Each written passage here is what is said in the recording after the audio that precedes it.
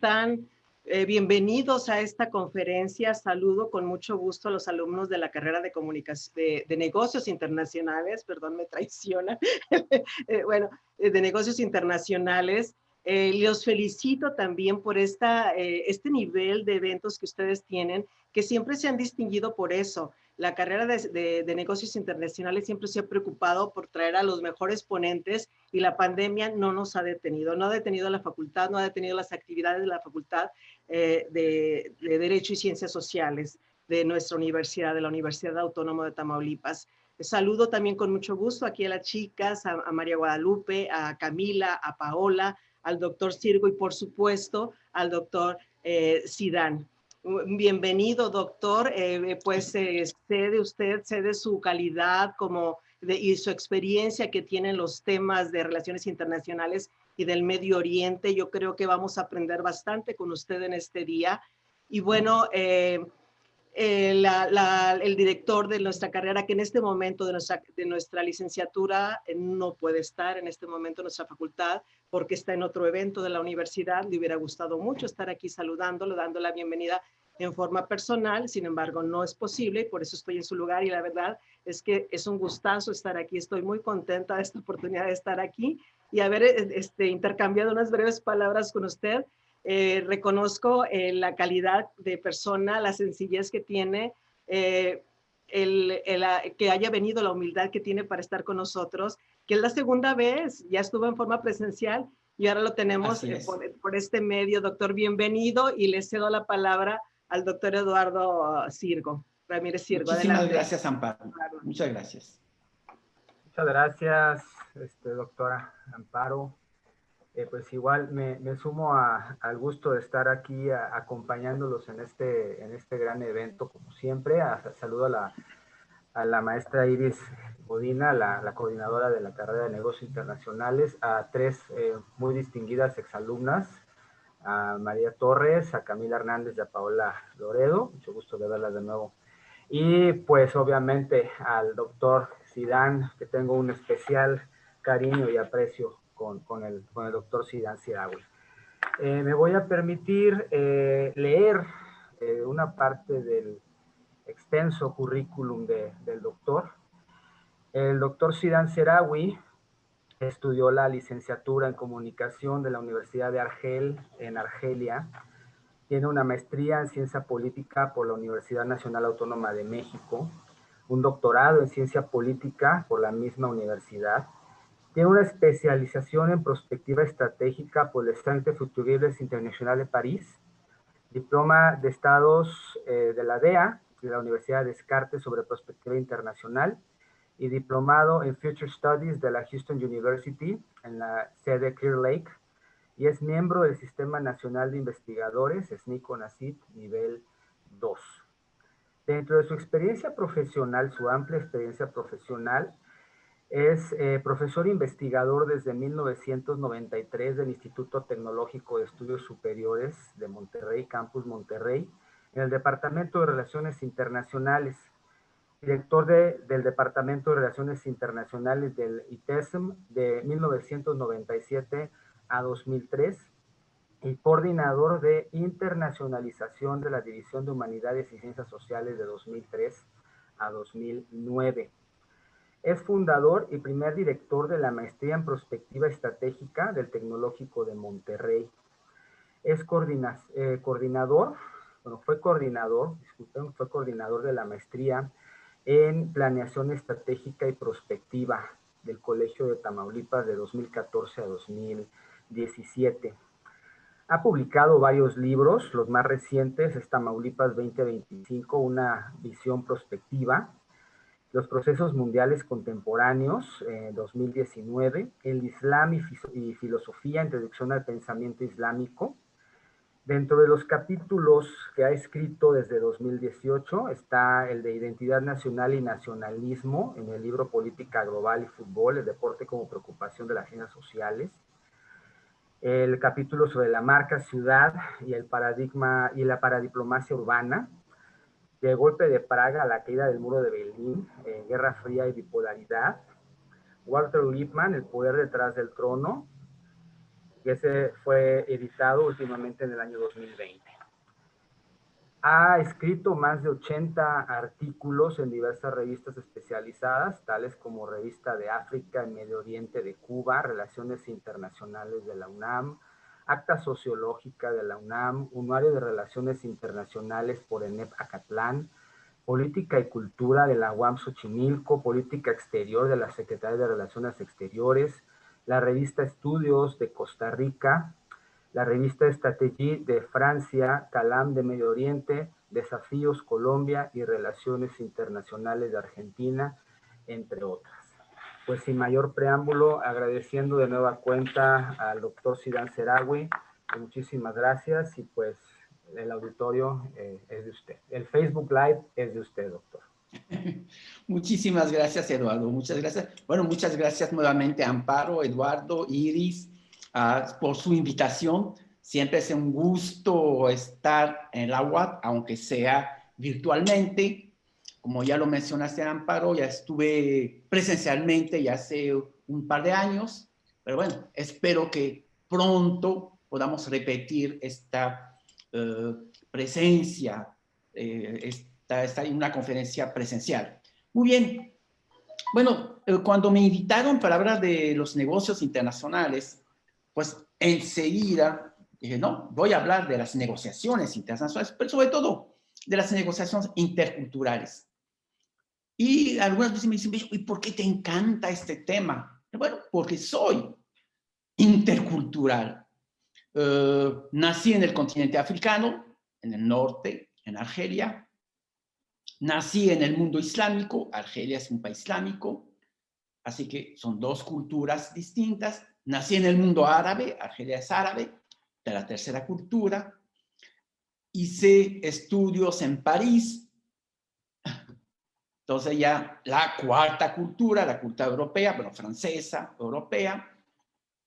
Y desde hace un poco más de 40 años vivo en México, ya otra cultura. Y claro, bueno, la cultura norteamericana, pues uno ha viajado mucho. También esto es importante.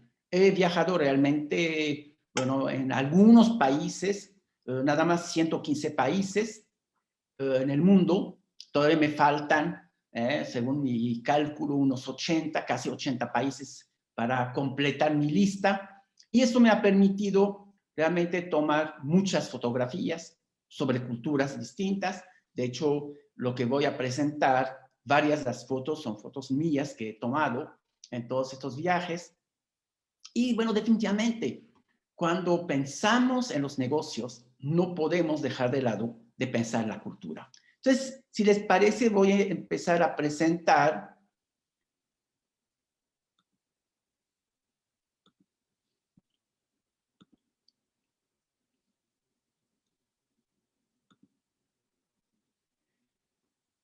muy bien. Bueno, el comercio internacional y las negociaciones interculturales. Bueno, aquí para el auditorio dejo mi mail, si después hay algún interés para comunicarse conmigo. Es muy sencillo, es mi apellido, seragui@tec.mx.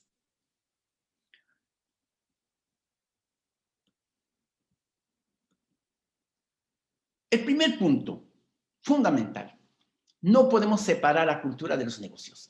Está claro. Aunque se ha hablado muchas veces que los negocios son a nivel global, que todo el mundo, por ejemplo, el efecto McDonald's, todo el mundo come la hamburguesa McDonald's, sí es cierto, pero no es lo mismo comer una hamburguesa McDonald's aquí en México, en Nueva York, en la República Checa o en Nueva Delhi, o en Beijing o Shanghai. Son 4 o 5 tipos de McDonald's distintos. En México siempre tiene que haber jalapeños. Si no, no podemos comer. Una hamburguesa sin jalapeños no es una hamburguesa. En Estados Unidos, la hamburguesa de McDonald's es 2 veces más grande que la de México. ¿Por qué? Porque la carne que ofrecen, etc. Pero si vamos a Praga, la hamburguesa McDonald's, no nos van a dar Coca-Cola. Imposible. ¿Cómo que vamos a comer con Coca-Cola? Esto en Praga no se hace. Nadie come con Coca-Cola. Tenemos que comer con pan líquido. Y el pan líquido es la cerveza. La cerveza es inevitable. Y en McDonald's ofrecen cerveza. Lo que no hacen ni en México ni en Estados Unidos. Pero si vamos a Nueva Delhi, por ejemplo, también está McDonald's. Pero allá sí nos vamos a llevar una sorpresa. Pero no es carne. Es hamburguesa vegetariana. Claro, con las papas al lado. Pero en Shanghai o en cualquier ciudad de China, obviamente podemos pedir una hamburguesa, si es con carne de a de veras, no vegetariana. Pero obviamente nunca nos van a dar papas. Bueno, sí, si uno lo pide, lo que nos dan es arroz. La hamburguesa tiene que ir con arroz, porque cualquier comida tiene que ir con arroz. Y podemos seguir mencionando ejemplos como esto y ni hablar si estoy en Israel. Una vez me tocó estar en el aeropuerto de Israel un sábado, pues llegamos temprano, ya a las 12 del día teníamos hambre. El único puesto que había abierto, porque bueno, sábado normalmente todo cierra, pero como era el aeropuerto, McDonald's sí podía vender, y pedimos, mi esposa y yo, una hamburguesa. Mi esposa me dijo, jamás vuelvo a pedir una hamburguesa en este país. ¿Por qué? Las papas eran del día anterior, del viernes, y ni siquiera calentadas, frías, porque el sábado en Israel no se trabaja, ni siquiera se puede calentar alguna comida. La carne de la hamburguesa obviamente estaba fría. Y ni habla del queso, que no había. ¿Por qué? Porque no se puede mezclar productos, la carne con la leche. El queso es a base de leche. Entonces, obviamente, la hamburguesa es una carne fría, las papas frías, todo frío. Y bueno, ¿por qué? Porque esta es la cultura judía. Entonces, como podemos ver, la misma hamburguesa puede ser muy distinta. Entonces, la cultura no es lo mismo. Sí hay un efecto McDonald's, pero en cada país han adaptado McDonald's a las necesidades del país. Por ejemplo, aquí tenemos unos melones. Se antoja, ¿verdad? Muy, muy bonitos son melones. No sé si se logra ver el precio. Claro, son fotos que tomé, este es mi dedo, son fotos que tomé en Tokio. Este melón cuesta un poco más de 1,000 pesos. Y ni habla del melón que está arriba, que cuesta un poco más, no, sí, 1,000 pesos, un poco más de $100, es decir, un poco más de 2,000 pesos. Nos dice, ay, México producimos melones, esto es una oportunidad para vender. En México un melón no me cuesta más de 5 pesos tal vez, y lo voy a vender en 1,000 pesos, es el mejor negocio que puedo hacer. Sí, claro. Aquí también podemos ver, el melón que está aquí cuesta $162. Bueno, aquí los pesos son en yenes, ¿eh? Tenemos que quitar 2 ceros para que nos dé dólares. Dice, ¡qué bárbaro! Un melón a $162, pues voy a hacer una fortuna exportando mis melones desde México. ¿Cuál es el problema? Estos melones en Japón no los van a comprar ni por 1 yen. Cuando los que vimos antes los compraban en $100. La razón es muy sencilla. Lo podemos ver. No es el mismo melón. El melón que cuesta más de $162, es un melón redondo. La cuadrícula es perfecta. El melón que producimos en México es manchado.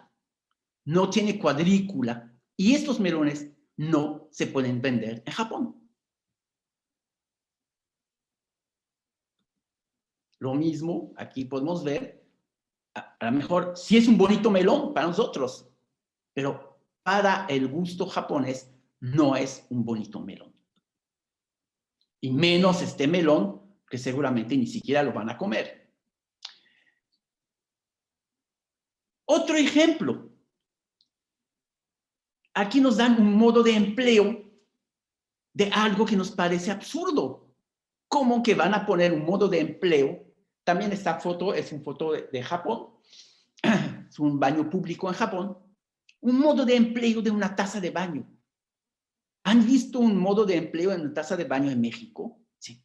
Pero hasta los niños, los bebés saben cómo se usa una taza de baño.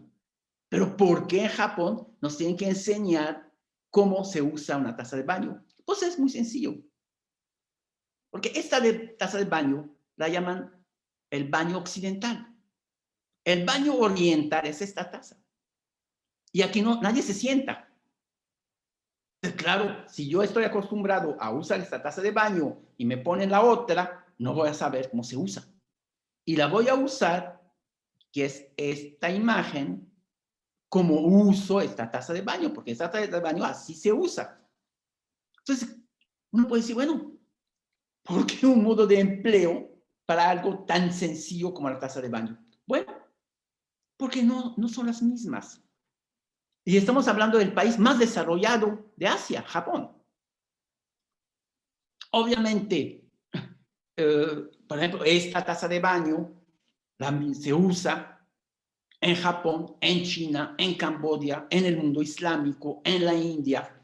Uno dice, no, pues, ¿por qué no usa la taza de baño que tenemos, que es la más práctica? En realidad, la taza de baño la más usada prácticamente en el mundo es esta taza de baño.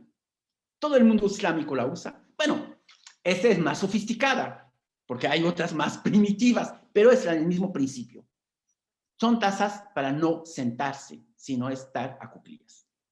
Se usa en toda la India, en todo el mundo islámico. Ya con la India y el mundo islámico ya tenemos 3.000 millones de habitantes. Gran parte de China lo usa. Japón, Camboya, Vietnam.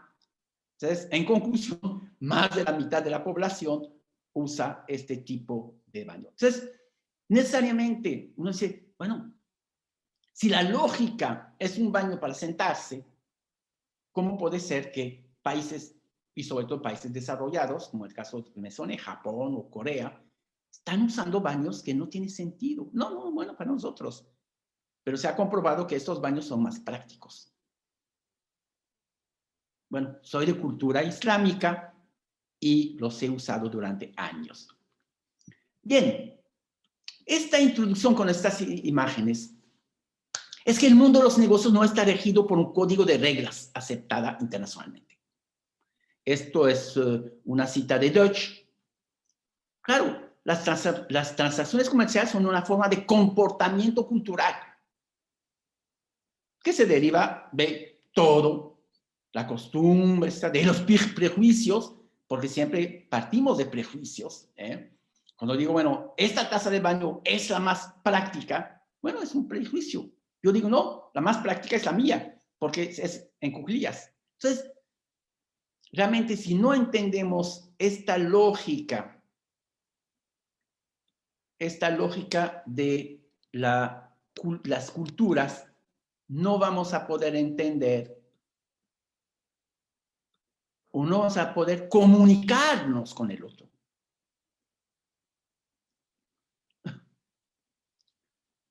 Bien, obviamente todos sabemos, ya los que estudian comercio, bueno, saben que es una negociación. Bueno, pues es un proceso de interacción. ¿Qué buscamos con la negociación? Evitar pérdidas, generar ganancias o a veces evitamos pérdidas, tenemos ciertas ganancias y se hacen entre personas, entre grupos, puede ser de forma directa. El problema es cuando es de forma directa, porque cuando es de forma directa, estoy enfrentando a otra persona con otra cultura. Y aquí estoy hablando, obviamente, de las negociaciones entre dos culturas muy distintas.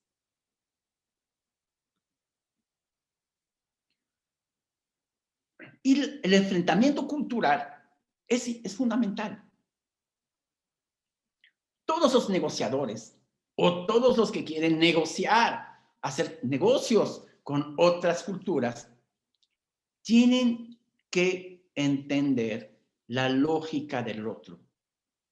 Tienen que entender cuál es el comportamiento del otro y no esperarse que el otro se va a comportar de la misma manera que yo me comporto. Porque son lógicas muy distintas.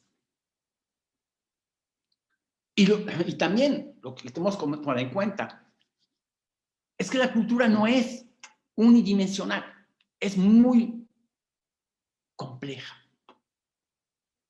Por eso yo hablo de una cultura como dialéctica, porque a veces hay comportamientos o hay dichos, por ejemplo, y esto, bueno, son dos dichos muy conocidos en México. Todo el mundo conoce el dicho, demasiados cocineros estropean el caldo. Entonces está claro, muchas personas que quieren hacer algo, lo van a echar a perder. Ah, bueno, pero hay otro dicho que dice lo contrario.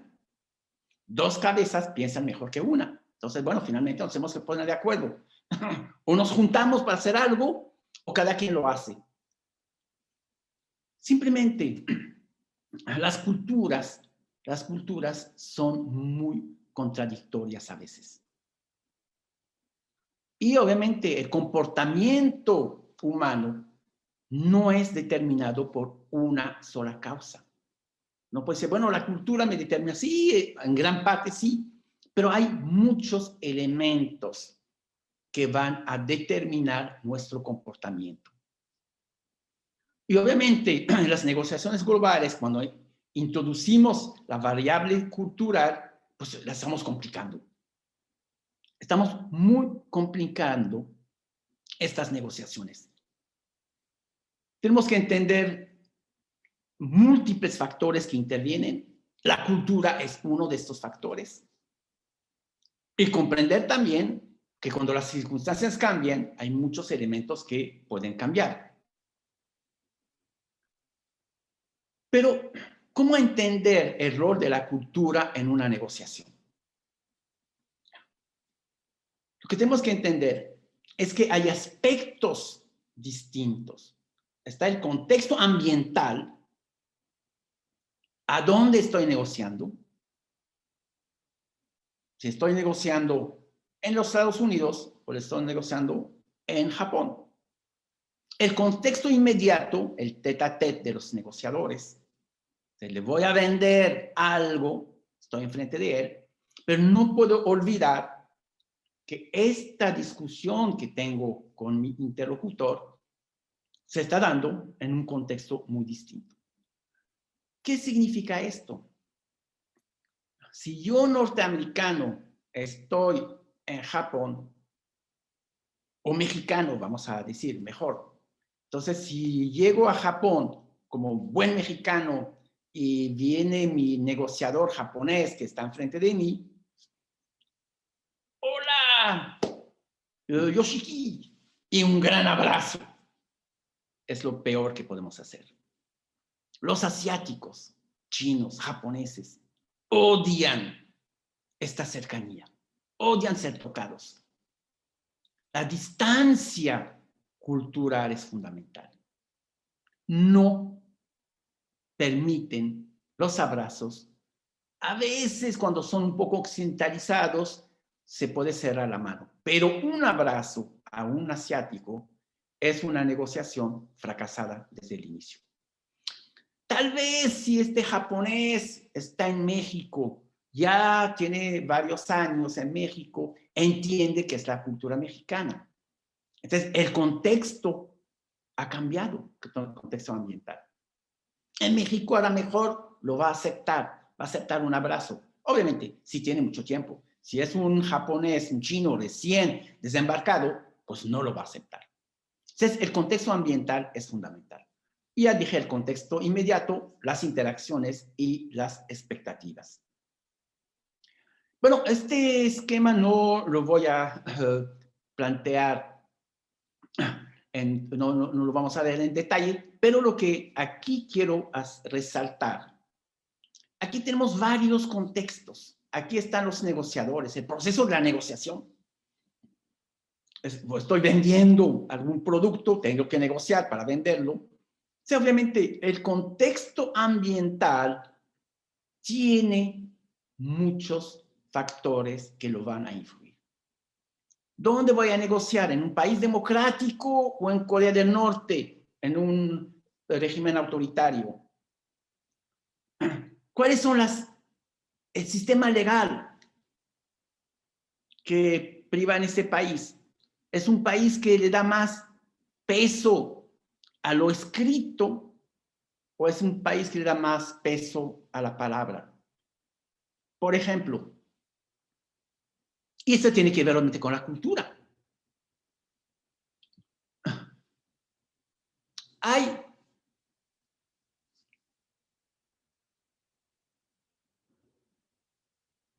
una anécdota que refleja mucho de lo que estamos hablando, de este peso de la cultura.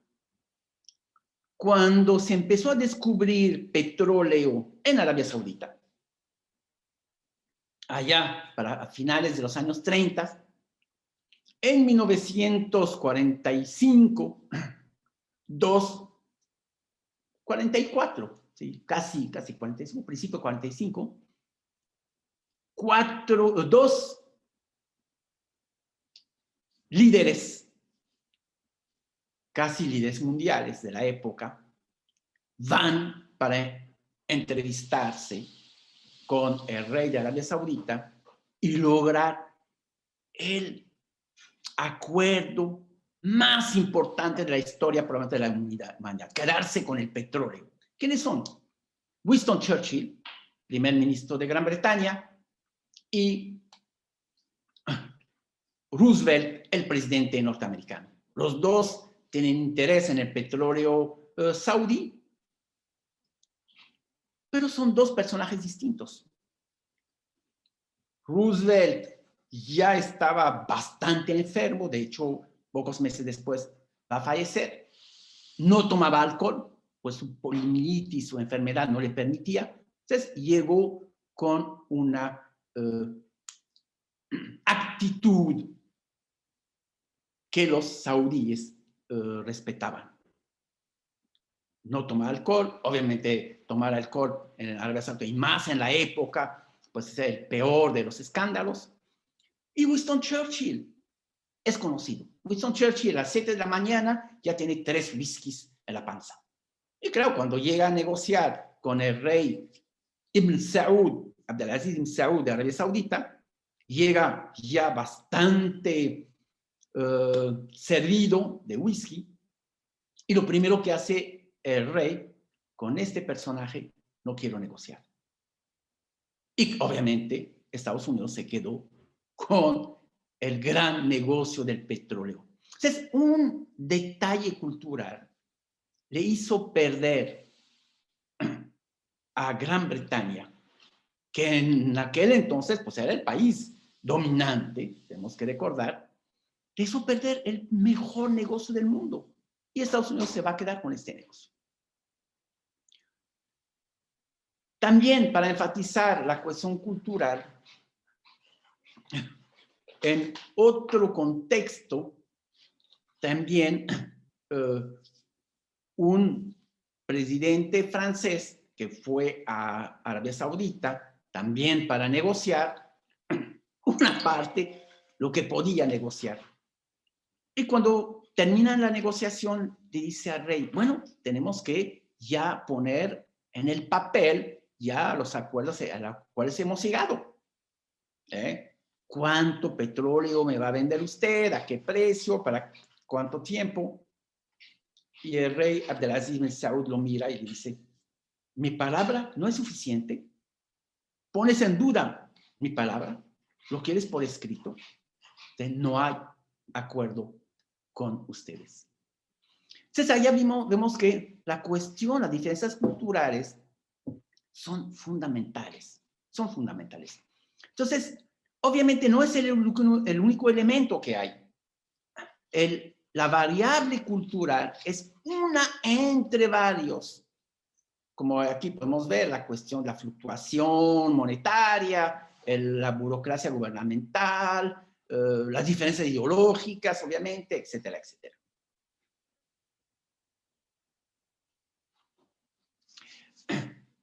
Retomando el esquema anterior, pero aquí ya desglosado, pues obviamente en el ambiente hay varias fuerzas que van a condicionar la negociación. El pluralismo político, la cuestión legal, las fluctuaciones monetarias, las burocracias, la inestabilidad monetaria, política, las diferencias ideológicas, las diferencias culturales, finalmente. O sea, como podemos ver, la cuestión cultural no es el único elemento. Es importante al mismo nivel que los demás elementos, factores de la negociación.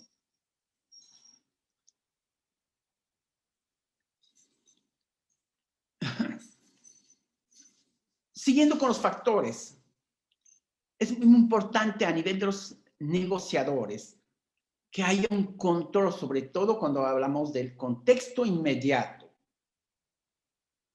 que haya un control de esta relación entre los negociadores. Y el nivel de conflicto, obviamente, si hay un conflicto cultural, es muy probable que los resultados deseados no se van a dar.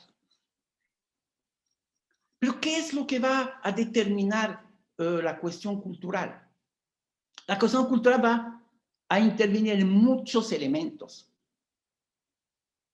Las culturas a veces son individualistas. Sabemos que en América Latina, o sobre todo en Estados Unidos, la cultura individual es fundamental. En otros países, los asiáticos, por ejemplo, o el mundo islámico, es colectiva. ¿Eso qué significa? En las empresas norteamericanas le dan un poder, empoderan al negociador, y el negociador que va representando a Apple, a Amazon, a negociar en China, en Corea, en Japón, donde sea, tiene la capacidad de decidir, porque lo han empoderado y sabe hasta dónde puede decidir. Porque es una actitud individualista. ¿Qué pasa en el caso de los países asiáticos? Aunque empoderan al negociador japonés, al negociador chino, nunca va a tomar una decisión definitiva. Siempre va a decir, tengo que consultarlo con mi jefe. Y siempre, porque la decisión se tiene siempre que ser colectiva y jerárquica. Y aquí también la distancia del poder, nuevamente tenemos este elemento. En los países asiáticos hay una enorme distancia. Se respeta de una manera rigurosa la jerarquía. Si yo soy negociador, pero no tengo una dirección, no soy el dueño, no puedo tomar decisiones. Otras culturas, sobre todo las culturas individualistas, sí lo empoderan a uno, aunque no tiene un puesto clave, digamos, en la empresa, pero sí lo empoderan para tomar esa decisión. El otro elemento, la masculinidad, la feminidad, que es también un elemento importante. Como sabemos, hay culturas en donde la mujer tiene poco peso, en el mundo islámico. En Japón, la mujer no tiene mucho peso. Y culturas donde sí hay un gran peso. De hecho, por ejemplo, en Arabia Saudita, hasta hace poco, hace una década, nunca habían aceptado una mujer como embajadora. Recién hace unos 10 años tuvieron que cambiar cuando empezaron presiones muy fuertes, sobre todo de parte de Estados Unidos. El otro elemento, la evasión de la incertidumbre, que es fundamental. En México, ¿qué decimos? Sí, bueno, mañana lo vemos. Sí, lo decidimos después. Ahorita lo vemos. O sea, todo lo dejamos en el aire. Cuando uno negocia con ciertas culturas, que sea la norteamericana, que sea la europea o la asiática, no, sí, sacan su agenda. Después, pero ¿cuándo es después? ¿Qué día? ¿A qué hora? Entonces, porque son culturas que no aceptan una incertidumbre. Pero si nos vamos a Asia, todavía es peor, porque no solamente esto, sino, y esto es el último punto, a largo plazo, la visión es de largo plazo. Yo no quiero hacer una negociación para una venta ahorita de algo. La visión, a ver, a largo plazo tenemos que decidir las cosas. Entonces, como podemos ver, la cultura va a influir en estos elementos que son centrales en un proceso de negociación. Como dice Kotak, lo que distingue a los humanos de los animales es precisamente la cultura. Somos animales culturales. Marx había dicho sociales, aquí yo digo culturales. ¿Qué es la cultura? Es un término muy difícil de definir. Es todo. Son los herramientas que usamos, los utensilios que usamos, la ropa, la manera, los ornamentos de la mujer o del hombre es igual, las costumbres, las instituciones, las creencias, los rituales, los juegos, el arte. Entonces, por ejemplo, si les digo, ¿cuál es el mejor pintor que conocen? Seguramente me van a nombrar pintores occidentales. ¿Por qué? Porque la pintura en el mundo islámico, en Asia, sobre todo, por ejemplo, en China, no tiene mucha relevancia. No ha habido pintores que reproducen la naturaleza, porque allá el arte es la caligrafía. Es lo máximo a nivel del arte. Entonces, como podemos ver, muchas cosas son muy distintas. Y claro, bueno, la costumbre es obvio. Los elementos, podemos hacer una lista larguísima. Todos estos entran. Por ejemplo, los valores estéticos, como lo acabo de mencionar.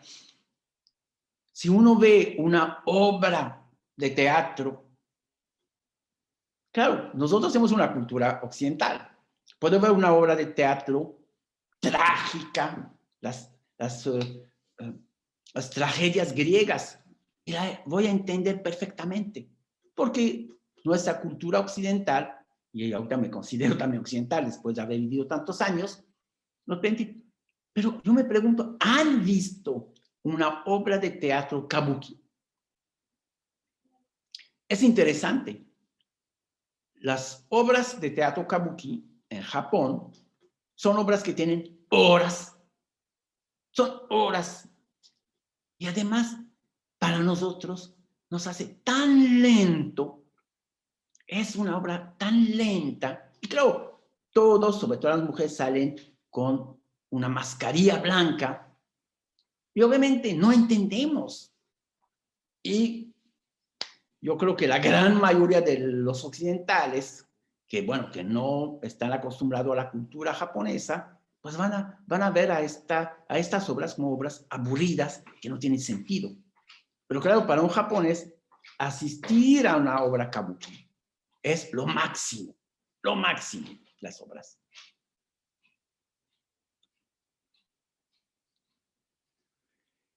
Pero, ¿por qué? ¿Por qué decimos, ay, es pésima esta obra, no saben hacer teatros japoneses? Esto porque hay una falacia que se llama el etnocentrismo. Pensamos que las cosas que nosotros hacemos, cómo las hacemos, las obras de teatro que las hacemos y la cultura, obviamente, griega es fundamental, por ejemplo, en el mundo occidental, es la mejor manera. Esto es el elemento más peligroso a nivel de las negociaciones. Pensar que mi manera de actuar es la única manera válida y lógica, además. Es lógica que hagamos las cosas de esta manera. Y esto es falso. La mejor manera de hacer las cosas no existe. Cada cultura tiene su mejor manera. Y es obvio que este etnocentrismo pues, se manifiesta con actitudes racistas, de superioridad, de inflexibilidad, porque mi manera de hacer las cosas es la única que acepto, etcétera, etcétera. Como decía Blaise Pascal, este famoso filósofo francés, existen verdades de este lado de los Pirineos, pues era francés, pero que son mentiras del otro lado. Mi verdad francesa, cuando la trato de trasladar del otro lado de los Pirineos, cuando dice los Pirineos, obviamente está hablando del resto del mundo, el mundo islámico, que estas verdades no son verdades. Son verdades para la opinión francesa, pero son mentiras para el mundo islámico, el mundo árabe, el mundo africano, etc. Es como la historia.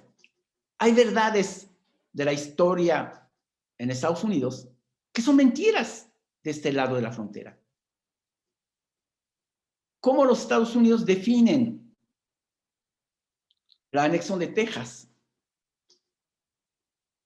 Para nosotros fue un robo. Para el lado de Estados Unidos, no, fue un proceso democrático, no fue ningún robo de territorio. Y obviamente, las preferencias de los consumidores, como decía Levitt del Harvard, claro, ya hace más de 2 décadas, cada vez son más similares, porque la tecnología es la misma, usamos las mismas computadoras, las comunicaciones, etc. Pero como lo mencioné hace rato, las diferencias culturales son las que van a definir las opciones de los consumidores. Ya había hablado del caso McDonald's, podemos hablar de muchos productos, de muchas cadenas, que se encuentran en todo el mundo, pero no ofrecen el producto de una manera idéntica. Por los productos que se ofrecen siempre se adapta a la cultura local. Como dice, no es posible homogeneizar los productos. Y las estrategias tampoco. No es la misma manera de penetrar el mercado japonés que de penetrar el mercado de la India o un mercado europeo.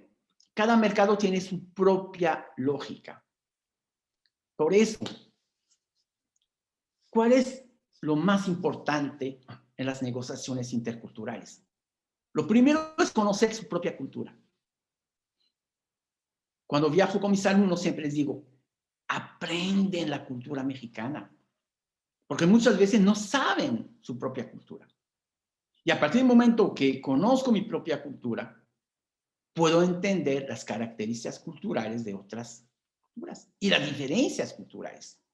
Entonces, primero es un aprendizaje interno para poder entender al otro. La sensibilidad cultural.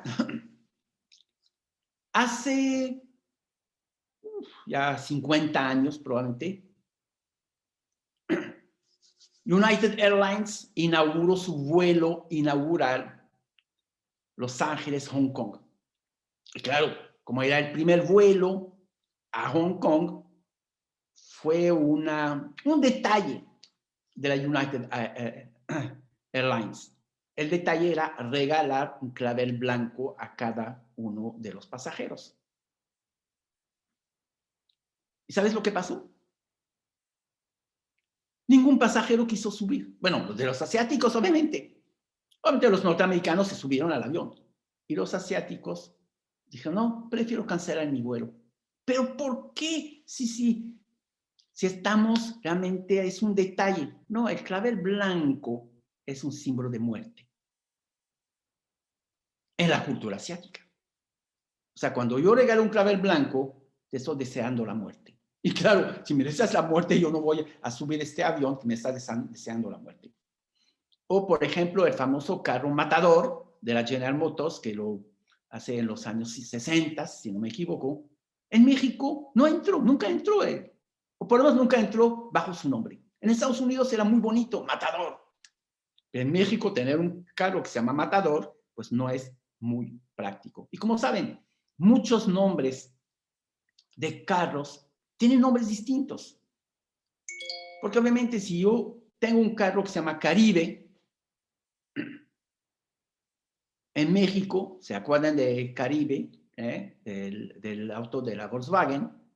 Me suena bien, Caribe, suena muy bien.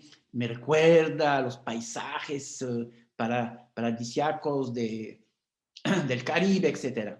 Pero Caribe para un chino no tiene sentido. O sea, no, es difícil que para el chino el nombre Caribe le pueda generar algo. Y ella se llama Santana. Santana nunca lo habíamos aceptado, que un coche se llama Santana, porque Santana hay una imagen muy negativa. Entonces, hasta en los nombres de los coches tenemos que cambiarlos para adecuarlos a la cultura de donde van a ir.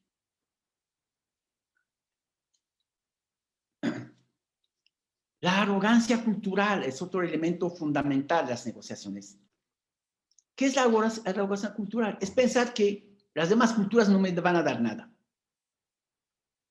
Y sobre todo en el caso de los norteamericanos, es pensar que voy a hablar en inglés donde vaya y me tienen que entender porque todo el mundo lo tiene que hablar.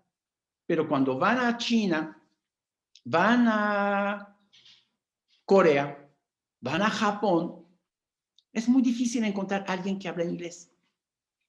O aunque lo hable, aunque sepa el inglés, no va a negociar en inglés. Porque se va a sentir incómodo. Porque no es su cultura. Y bueno, espera que todos actúan como uno, que es lo fundamental. El negro, para nosotros el negro es el color de la muerte, el luto. No, no es el color del luto. Es el blanco el color del luto, no es el negro. Claro, en China. En un entierro, todo el mundo se viste de blanco. No se visten de negro. El amarillo es muy bonito, pero en China está prohibido. Bueno, estuvo prohibido durante muchos años, porque era el color del imperio. Y durante muchos años se había prohibido, y de hecho ahorita todavía hay se ve al amarillo como algo no muy conveniente. Por ejemplo, las campañas que se hacen para tener los dientes blancos es fundamental. Si no tengo mis dientes blancos, es sucio, etc. Pero en muchos países asiáticos, los dientes negros, amarillentos, ya que es una cuestión de estatus social. Quiere decir que estoy comiendo muy bien, que no tengo ninguna penuria, no hay una escasez. Fumar, no fumar. Ahorita, el día de hoy, prácticamente en todo el mundo hay un rechazo a los fumadores. Pero en Asia todavía, en muchos espacios, fumar se permite, porque hay una cultura de fumar que no se ha eliminado.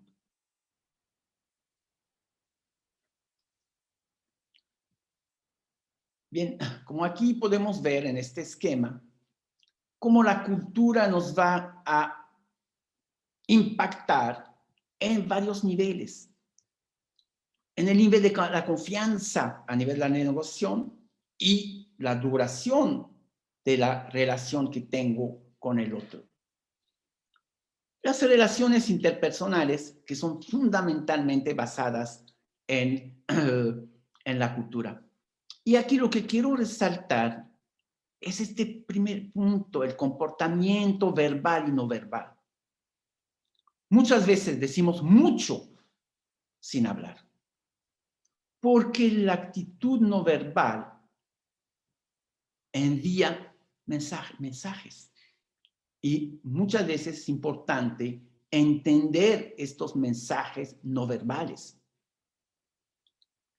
Si, por ejemplo, les digo, ¿qué dijo? ¿Qué dijo? ¿Dije algo? ¿Dije que no estoy de acuerdo? Ay, ¿será? Sí, en el Medio Oriente así se dice. Que decir, no, no estoy de acuerdo contigo. Y no se hace así, como lo hacemos en el mundo occidental. Entonces, los mensajes no verbales pueden ser tan importantes como los mensajes verbales. Y claro, cada cultura tiene sus propios mensajes no verbales. Y finalmente, danke.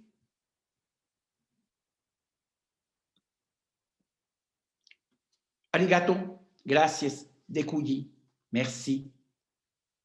Kamsahamnida, tesakurer, terima kasih, asante, spasiba, thank you, gracias, shukran, obrigado. Y para que se entienda, muchas gracias.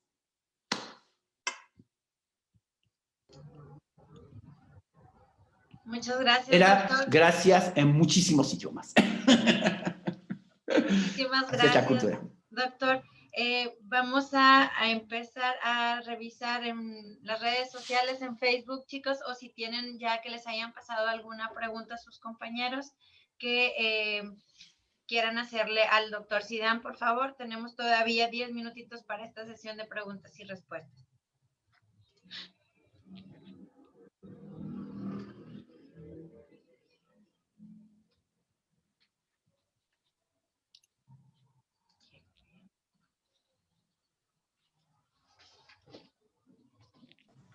Yo tengo una pregunta para el doctor Zidane. Ay, así me gusta, romper el hielo. A ver, sí, Eduardo. porque yo creo que los demás como que les da un poco de pena, ¿no? ¿Cuál ha sido, doctor, una situación o alguna de las situaciones en todos los países que usted ha visitado en que prácticamente no haya sabido qué hacer por ese choque cultural que nos ha mencionado, o sea, alguna situación incómoda o que haya tenido que arreglar o solucionar alguna cuestión debido a ese choque cultural que nos ha comentado? Bien, muy buena pregunta. De hecho, no he tenido muchos problemas porque, bueno, como doy conferencias, cursos de negociación intercultural, entonces trato de entender la cultura de las demás sociedades. Pero sí me ha pasado. Ya hace más de 30 años, si no me equivoco, fue en el 86, 87, me invitaron a dar una conferencia en Texas, en la A&M, la famosa Universidad A&M, es muy famosa en Texas. Y bueno, después de la conferencia, los profesores me invitaron, nos subimos a un coche y estaba una profesora a mi lado y yo inocentemente abrí la puerta del coche y le dije, por favor, adelante. Fue el peor error que hice. Me empezó a gritar, ¿cómo crees que no puedo abrir yo misma la puerta? ¿Crees que soy incapacitada para abrir? Perdón, yo nada más quise ser cortés, pero retiro mi cortesía. Y allá entendí que hacer esto, si lo hago en Europa, inclusive en Europa, lo hacen uno en Francia, lo ven como un acto, digamos, de educación. Y entendí que en los países anglosajones, sobre todo en Estados Unidos, y más hoy que la cuestión feminista cada vez es más fuerte, estos actos que uno lo ve, yo lo veo desde mi cultura como algo, como darle su lugar a la mujer, no se ve de la misma manera. Yo creo que es fue el elemento, mi choque cultural, el más fuerte que he tenido. Pero en realidad, pero sí, con los alumnos, cuando viajo con los alumnos, pues obviamente que hay muchos choques culturales. Yo me acuerdo en el TEC una vez, la directora del departamento no podía asistir, me dice, viene el embajador de Irán, va a venir. ¿Lo puedes recibir? Claro que sí. Bueno, pues recibí al embajador de Irán, estábamos sentados y se desocupó, tocó la puerta, mi oficina, abrió la puerta y vino con la mano por delante y el embajador de Irán se quedó así, con la mano atrás. Fue una situación muy incómoda, muy incómoda. Y claro, yo no le había dicho que los iraníes, sobre todo los muy religiosos, nunca dan la mano a una mujer. Y claro, para la directora fue muy incómodo porque tenía la mano y no sabía qué hacer. Y a ella rápidamente le dije, no, doctora, es que no se da la mano, nada más se saluda. Pero, pues claro, empezamos claro, fue muy amable el embajador, dijo, no, sí entiendo que aquí siempre pasa a las mujeres que quieren saludar de mano, pero bueno, no pasa nada. Pero sí, fue muy incómodo. Y después la directora me dijo, ¿y por qué no me dijiste? Le dije, pues no me diste el tiempo, me avisaste por teléfono que tenía que venir, pero bueno. Entonces, pero sí, ha habido muchos casos así de unas incomodidades.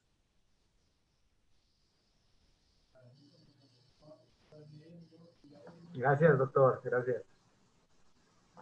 Doctor, si me permite, claro, ¿cuáles son las diferencias o similitudes que ha encontrado en su cultura de origen y la cultura mexicana? Bueno, yo creo que hay muchas similitudes, ¿sí? Y muchas veces me han dicho, bueno, pero si todos esos argelinos van a vivir a Francia, a trabajar. Y sí, yo estuve en Francia un par de años, colaboré en varias periódicos, pero de una manera constante, etcétera, etcétera. Entonces, bueno, lo que pasa es que no me siento a gusto en una cultura, donde el respeto a la familia está desapareciendo. Y llegué a México, y en México el concepto familiar, claro, estoy hablando de hace 40 años, es muy fuerte.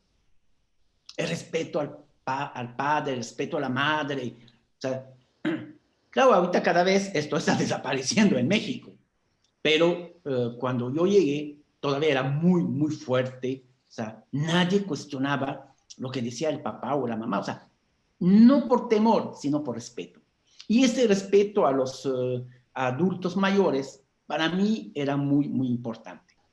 El segundo elemento, la cultura colectiva. No, el mexicano no es individualista como en Europa, por ejemplo, en Estados Unidos, aunque esto tiene tendencia a desaparecer, porque obviamente hay una evolución de la cultura no es permanente. Entonces, estos elementos son realmente elementos que yo me sentía muy cercano a esta cultura. Y a nivel de la comida, aunque uno dice, bueno, pues es muy distinta la comida mexicana a la comida de Argelia. Sí, es muy distinta, pero hay un elemento común. Nos gusta el chile. Y claro, aquí encontré el chile igual que en mi país de origen. Entonces, hay muchos elementos que me hacía sentir a gusto, este respeto, que yo dije, bueno, si me quedo a vivir en París, voy a tener que aceptar cosas que no podía aceptar. A lo mejor ahorita los hubiera aceptado, pero ya, ahorita ya son 40 años después. No soy el mismo. Gracias, doctor. De nada. Tenemos todavía tiempo para una o dos preguntas más, por favor, si alguien tiene alguna inquietud, algo que preguntarle al doctor. Yo tengo una pregunta de Alejandra González. ¿Cuál es la cultura que más le ha gustado y cuántos idiomas habla? Bien, la cultura que más me ha gustado, todas. Todas porque me encanta viajar, me encanta conocer cada vez más y más culturas. Y me siento tan a gusto en Seúl como en París o como en Berlín o en Nueva York. Realmente no puedo decir ni siquiera mi propia cultura, que es la que más me gusta. Esto sería un acto de etnocentrismo. Sí hay muchas cosas que me gustan de ciertas culturas. Por ejemplo, en Asia, algo que a mí me fascina y que esto fue una gran ventaja que han tenido para la pandemia es la educación. Yo creo que Europa, el mundo occidental, América Latina, estamos muy lejos de la educación que existe en Asia. ¿En qué sentido? Por ejemplo, uno lo ve en el metro. En el metro puede haber centenares de personas esperando el metro, pero todos formados y nadie empuja a nadie. Cuando uno entra al vagón del metro, nadie usa el celular, porque es una falta de respeto estar hablando en voz alta. Se respeta a los demás. Y uno ve los lugares reservados para las personas adultas, para los discapacitados, y puede estar lleno el vagón, pero esos lugares están vacíos. Bueno, puede ser 1 o 2 ocupados, pero están vacíos. ¿Por qué? Porque si no hay un adulto mayor, si no hay un discapacitado, si no hay una mujer embarazada, dejan el lugar libre. Y cuando uno ve esto en los demás países, e inclusive en el mundo occidental, en París, nadie respeta estos lugares. O sea, esto para mí es un punto muy positivo. Pero claro, la cultura europea tiene lo suyo, si les falla en este punto, pero tiene otras cosas muy positivas. Entonces, realmente no puedo decir que hay una cultura, o cuál es la cultura que más me ha gustado. Todas las culturas me han gustado, todas me han enseñado algo. Y yo creo que si puedo dar este curso, es que realmente no tengo ninguna preferencia. Hay elementos que sí me gustan más que otros, pero no hay una preferencia hacia una sola cultura. La segunda parte de la pregunta era sobre... Ay, perdón, ¿me la puede repetir? ¿Cuántos idiomas conoce? Sí. Bueno, ¿cuántos idiomas? Hablo 6 idiomas y conozco elementos de otros 3. Otros 3, 20, 30%. Pero sí hablo 6 idiomas. Muchísimas gracias. De nada. Yo tengo una pregunta. Claro. A mí me gustaría saber qué protocolos debe de seguir un negociador cuando hace negocios con una persona en Israel. Bueno, los protocolos en Israel. Hay muchos, hay varios. Primero, nunca tratar de ir un sábado para negociar, porque nadie lo va a recibir. El sábado no se trabaja. Hay un respeto al Shabbat, hay un gran respeto. Segundo elemento, el otro protocolo tiene que estudiar los hábitos alimenticios. Porque, si bien es cierto, no todos los habitantes de Israel son muy religiosos, pero sí la gran mayoría. Y hay hábitos alimenticios que no se puede violar. Por ejemplo, mezclar alimentos del mar con alimentos de la tierra. O sea, hay varios... hay una lista muy... Bueno, es el elemento que llaman los alimentos kosher. O sea, claro, si yo voy a llevar algo, por ejemplo, voy negociador mexicano y voy a hacer un regalo que es un alimento, mole o cualquier cosa, para regalar a un israelí, pues como signo, un símbolo de amistad, tengo que fijarme si este alimento es kosher o no es kosher. Porque si no es kosher, apenas que me volteo, lo va a tirar a la basura. O a lo mejor directamente va a decir, no lo puedo aceptar. Entonces, respetar la cuestión alimenticia es fundamental. El otro elemento, saber si la persona con quien voy a negociar es muy religiosa o no es muy religiosa. Porque si es muy religiosa, y yo me llamo Paola Loredo, y trato de saludarlo con la mano, puedo llevarme una sorpresa. También en Israel, la gente muy religiosa no saludan de mano. A las mujeres, a las mujeres. Entonces, estos son elementos muy importantes que uno tiene que cuidar. Bueno, y claro, a nivel de los temas de discusión, obviamente el tema religioso, nunca sacarlo. Es la gran ofensa que uno puede hacer a un israelí, sacar el tema religioso. ¿Por qué? Porque se entiende. Es una zona muy conflictiva, donde la religión tiene un gran peso, etc. Tocar el tema palestino, o hablar de los derechos palestinos, claro, si es un israelí de izquierda, lo pueden hacer con toda tranquilidad. Pero en general, la gran mayoría de los israelíes no les interesa estar hablando o justificar su actitud en los territorios ocupados. Y menos habla de territorios ocupados. ¿Sí? Y si le preguntan, es que quiero visitar los territorios ocupados, eres cristiana, eres católica, quieres ir a Belén, quiero ir a visitar a Belén en los territorios ocupados, es un gran error, porque no aceptan ese término. Entonces, no son territorios ocupados. Cuando en el mundo occidental, en México, en el mundo occidental, siempre hablamos de los territorios ocupados. Entonces, estos son términos, hay muchos elementos que uno tiene que evitar tocarlos cuando está en Israel en general. Yo tengo una pregunta. Claro. De las culturas a las que ha conocido, ¿podría decir alguna a la que considere más difícil para hacer negocios? Yo creo que la cultura japonesa probablemente es la más difícil. ¿Sí? El japonés no es sencillo. Y lo vimos, por ejemplo, en la fruta. El japonés cuando quiere comprar, sobre todo en la cuestión de las verduras, es muy exigente. En la cuestión de la tecnología, tenemos que tener una tecnología súper precisa.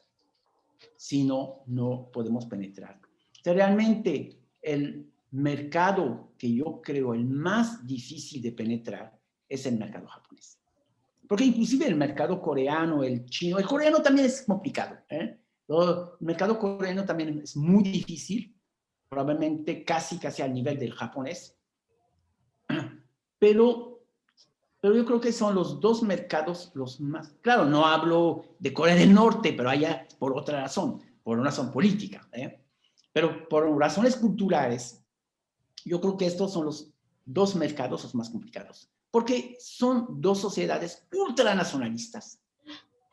Ultranacionalistas. O sea, el nacionalismo realmente en Corea y en Japón es muy exacerbado. No es agresivo. Bueno, lo fue en un momento dado. Pero son culturas muy orgullosas de su producción. Por ejemplo, tratar de vender un coche a Corea es casi imposible. Los coreanos no compran coches del extranjero.